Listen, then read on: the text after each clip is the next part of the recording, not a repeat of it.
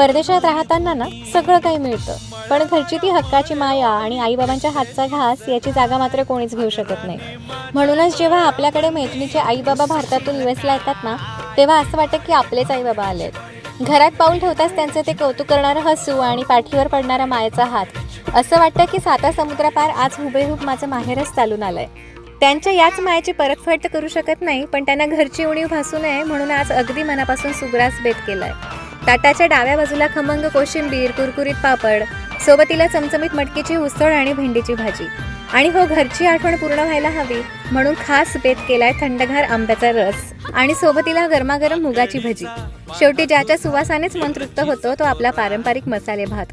जेवताना जेव्हा त्यांच्या डोळ्यात समाधान दिसतं ना, तेव्हा असं वाटतं की आज माझं घर खऱ्या अर्थानं समृद्ध झालं. कारण शेवटी माणसं जोडण्यात आणि ती टिकवण्यातच खरी आपली महाराष्ट्रीयन संस्कृती आहे. असं म्हणतात, अन्नातून माणसाच्या मनापर्यंत पोहोचता येतं. मला माहीत नाही जेवण कसं झालंय, पण हे बनवताना आज त्यात माझ्या आईबाबांची आठवण नक्की आहे. दूर असूनही आज घर अगदी जवळ आल्यासारखं वाटतंय. लिंबावानी कांती तुझी विटावानी होट, टंबाट्याचे गाल तुझे भेंडीवानी बोट, काळजात मंडई तू मांडशील काय, अगरानी माझ्या माया मंदी घुसशील